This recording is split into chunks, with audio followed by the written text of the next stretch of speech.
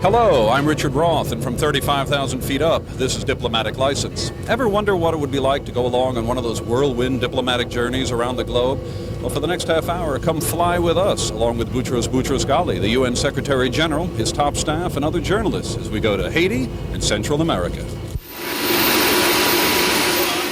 There was no warning that the Secretary General's motorcade was arriving at a small airfield outside of New York 1 week ago. Thus, our first look at him was a quick one. This would not be the last time we would rush to catch up.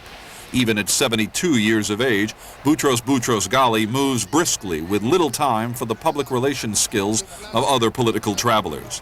Boutros-Ghali has let others define the image of the United Nations and its organizational leader in the recent trouble-filled years. Perhaps with that in mind, the UN granted CNN's request to pay for a ride on a UN charter plane, giving us rare access on a four-nation, 5-day jaunt. What are these trips like for you? You've been on how many? Do you know? Too much. I get tired of this kind of trips. Well, don't you like the I believe you have to do it for two reasons. One, you have to show the flag of the United Nations. And two, you have to discuss with your people on the ground, what are your problems? So when I will be back in New York, I may help them or I may correct what was going wrong. And it is important to be there on the ground. I have done it in Somalia, I've done it in Sarajevo, I've done it in Mozambique. It is important that they see the Secretary General, that they discuss with him, and that they have the feeling that they are not marginalized, far away of the headquarters, and that nobody read their reports or listen to their complaints. As usual, Boutros-Ghali brought along some of his closest aides. Merrick Goulding, the Undersecretary General for Political Affairs. And Rosario Green, a special advisor, and as a former Mexican diplomat, well-versed in the countries we are bound for. The rest of our passengers include more assistants, security officers, and print reporters. The Caribbean brings some smiles as we leave the clouds and cold of New York behind us. How do you feel on this trip, heading toward Haiti? What does it mean? One, I feel very happy because we have achieved already a lot. It is my second trip. I was there the 15th of November last year, and I believe that it is already a success story. In the distance, the presidential palace, site of the next day's ceremonies.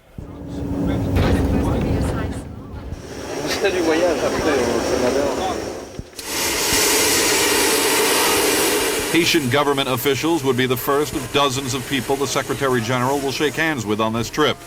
And a series of photo ops with prime ministers and foreign ministers is underway. Undersecretary of State Goulding catches up on the latest with Lakhdar Brahimi, the Secretary General's special representative in Haiti. Our motorcade into town would not be so typical. The U.S.-dominated multinational force provides security in a big way. Just days earlier, a prominent opponent of President Aristide was assassinated, and many Haitians fear that violence on both sides will escalate after the UN takes over. The military takes the Secretary General nearly an hour out of the way on back roads, or what passes for roads in Haiti, the poorest country in the hemisphere. When you ride on some of the roads in Haiti, that was quite a ride we had coming into town, and you see the people and the way they live. I mean, you don't have a chance to really interact with the people. Do you wish you could? I belong to this part of the world, so I have a special, let us say, sensibility to those problems. I can immediately know what are the problems there. If it is a problem that they have no water, for example, or there is a problem that there are not enough housing. So I'm very aware of the problem. Can you quiet down, please? Boutros-Ghali is worried economic assistance from other nations will dry up if political reconciliation does not grow. And it is our duty, the duty of the international community, to offer the maximum of assistance for the reconstruction, the rehabilitation of this country, for offering the greatest assistance to the people of Haiti. The president of Haiti hosted a dinner for the Secretary General's party. Meet the first American general officer to ever command a UN force. We will be tested and challenged in the days ahead. We're not sure what form that'll take. It could be overt, it could be covert, it could be accidental. But we anticipate that, and we're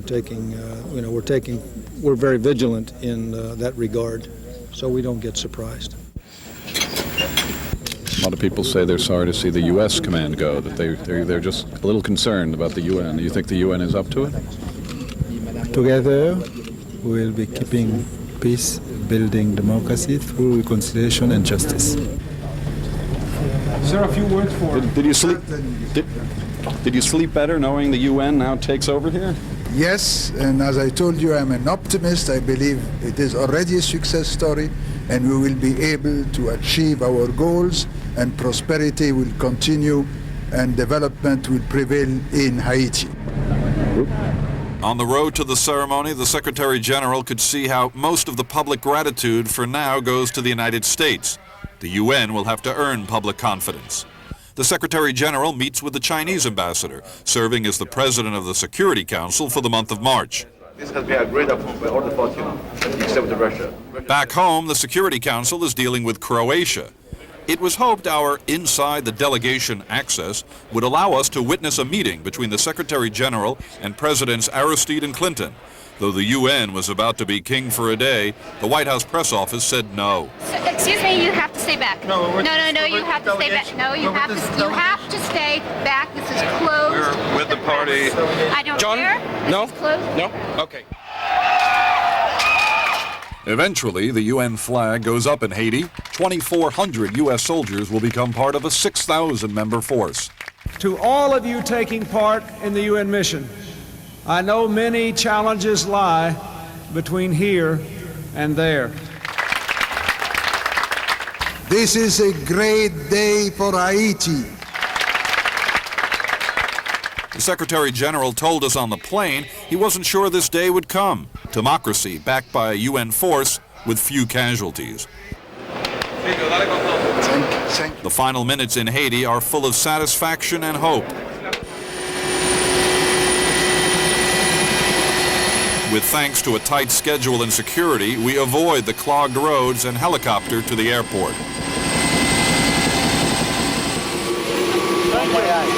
Goodbye, Haiti.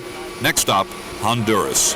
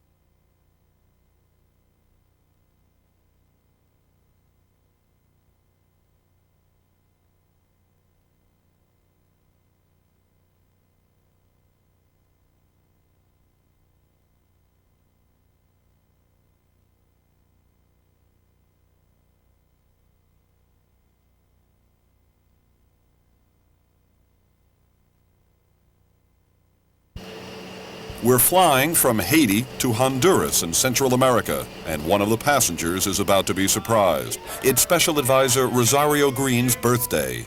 Happy birthday to you.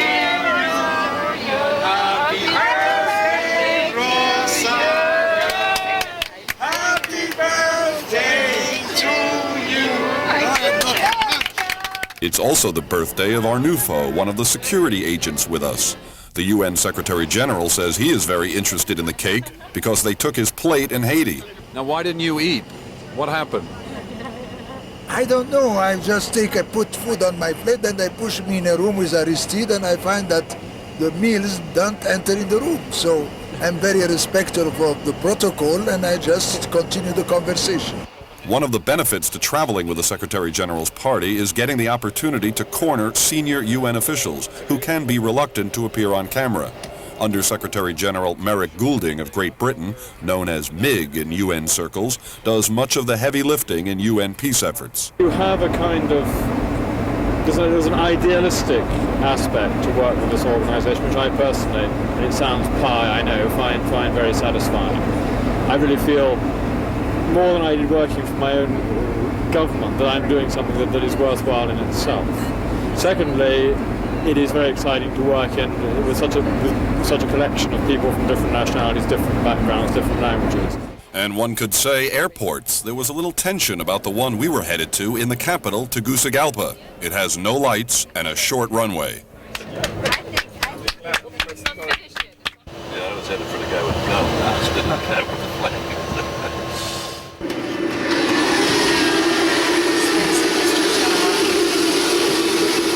Even though there are the usual formalities, something is amiss. There are few smiles on the ground. Just hours before our arrival at the same airport, the nephew of the president of Honduras, a close ally, died in a military plane crash on takeoff.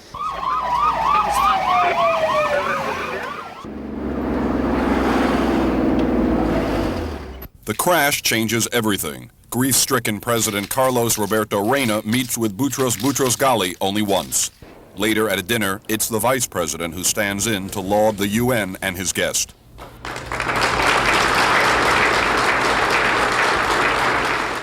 May now I mention how much I regret the absence of the President of the Republic, His Excellency President Carlos Reina, due to the tragic accident which happened this afternoon to his nephew. Back at the hotel, we learn of another airport incident, this one directly affecting our group. This bus carrying our luggage ran into our Gulfstream plane. The airplane was parked, and when they were leaving with the truck with the bags, the driver apparently didn't pay any attention, and he ran into the wingtip.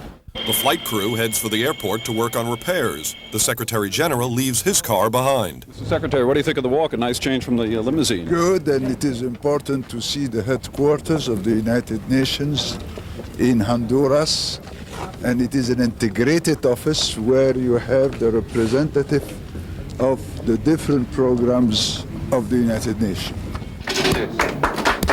Boutros-Ghali is the most famous UN personality, but these faces are at the core of the United Nations. They work in areas such as development, food, and social services around the world. The work you are doing is as important, if not more important, than the work done by the blue helmet in different parts of the world. And pep talks from the top man can't hurt. It's not very often that this happens. It's not very often that any high official visits Honduras, and it's very, very significant. Even a spelling error can't spoil the high spirits inside the UN offices. This looks more colorful and interesting than many Security Council resolutions.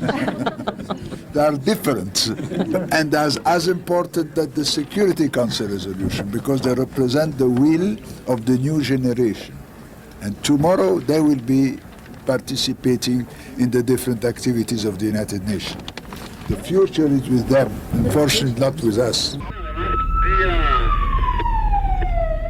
The future of Honduras is hard to read. In the 1980s, human rights abuses were rampant. Honduras was also a major base for U.S. efforts to support the Contras in neighboring Nicaragua. It's a democracy, but with an army that's very influential. One envoy described the army as corrupt and pretty bad. In his address to the parliament, the Secretary General, in remarks seemingly pointed at the military, stressed the need to respect democracy. Democracy within and between states offers critical support for peace and development. It's the first visit by a UN Secretary General to Honduras since 1947. I want to know the most famous person in the world.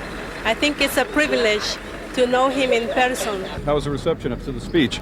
I believe that it corresponds to the role of the United Nations to promote democracy. But Honduras is having trouble accepting the wishes of a majority of nations who signed on to women's rights platforms at those large UN conferences. What we have reached in the conference in Cairo on population development must be a common denominator accepted by all the member states. And with that, we rush to the airport. The word is that the wingtip has been repaired. The birthday lady offers a kiss to make sure. Coming up, takeoff from Honduras, destination El Salvador.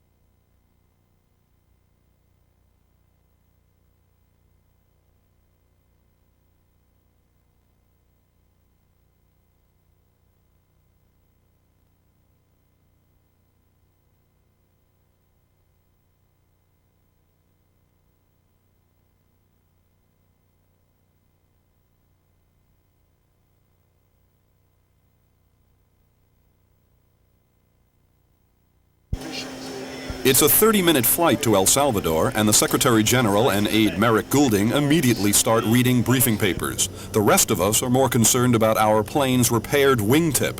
You saw that I kissed the wing? I didn't realize that you were there. Who did you kiss? Because we had a little accident.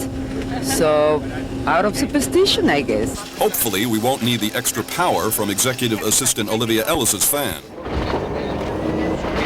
After safely landing, I wondered if frequent traveler Boutros Ghali thought about what happened to one of his predecessors, Dag Hammarskjöld, who died in a plane crash in Africa.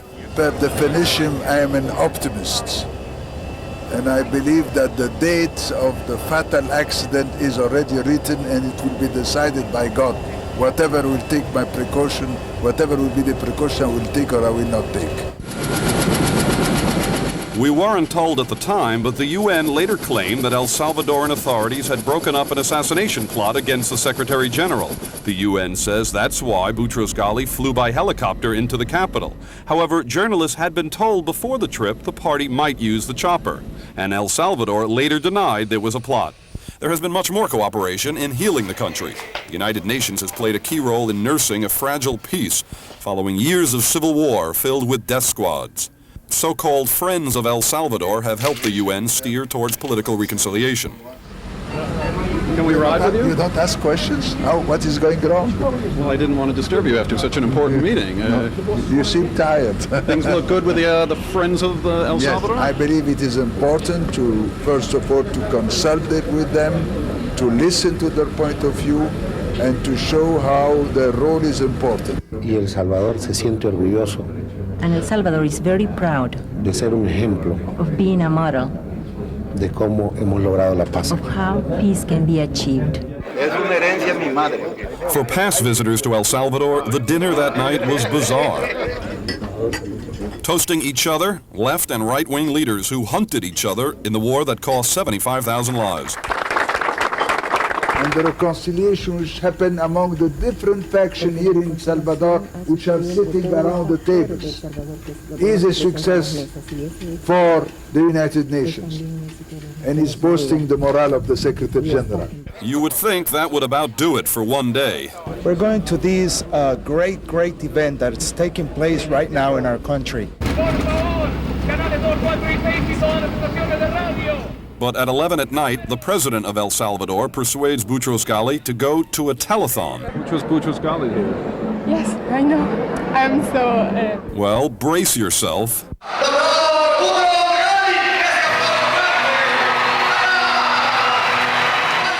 One global leader gets to watch a Miss Universe.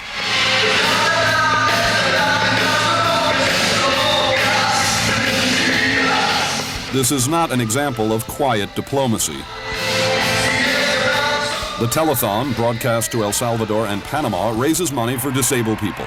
Mr. Ghali, please, you want to speak? Just say 2 words. Viva Salvador!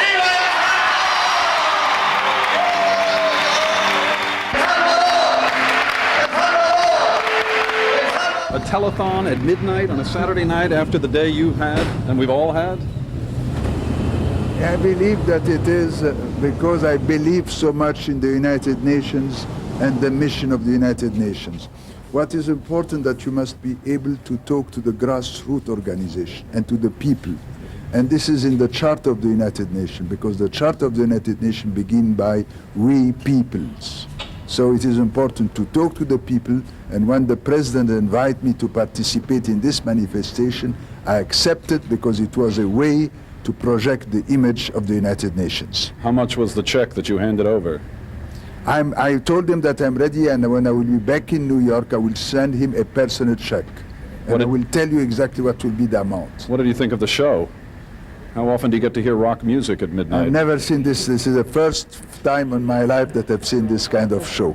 Have a good night. You know, we learn every day, at every age. These people were protesting for disabled rights, but for the majority of El Salvadorans, the biggest concern is crime, and now not just of a political nature. While police abuse is down and citizen trust is up, that rookie force isn't yet in a position to deal with crime the way citizens are hoping that they will. The UN mission in El Salvador, known as UNISAL, concludes at the end of April, but the UN is expected to keep some people in place. You look tired. No, I'm trying to keep up with you. I'm doing better. There's not much time in which to catch up. We are headed to our last stop, Guatemala.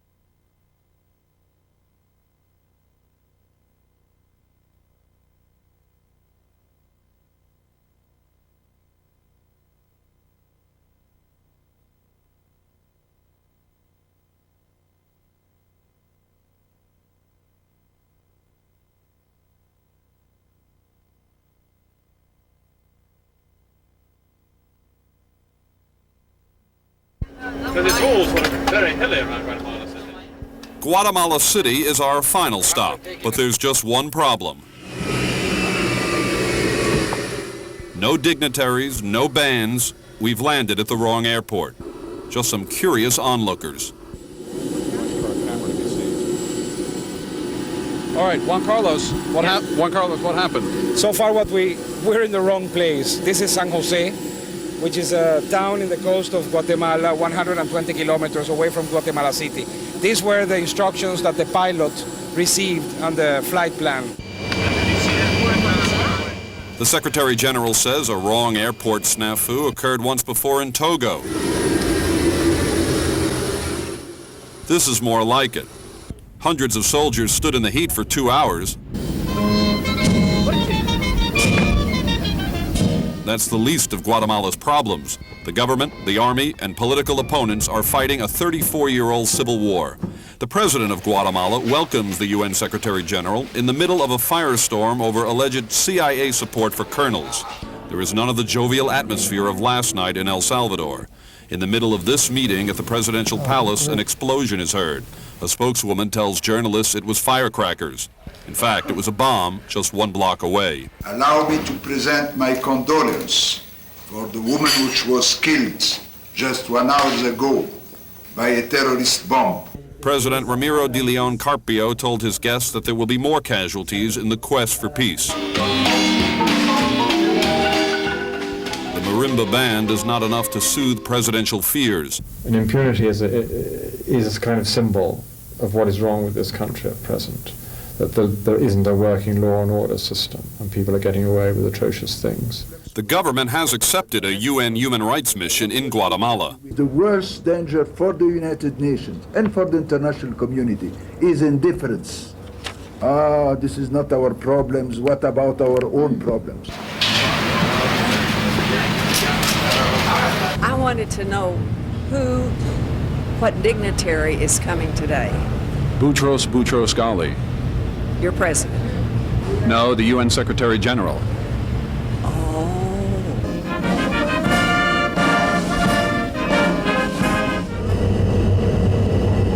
The Secretary General believes he accomplished his goals for the trip, to show that the UN pays attention to Latin America and is willing to listen and help, in spite of wrong airports, assassination plots, and bus accidents.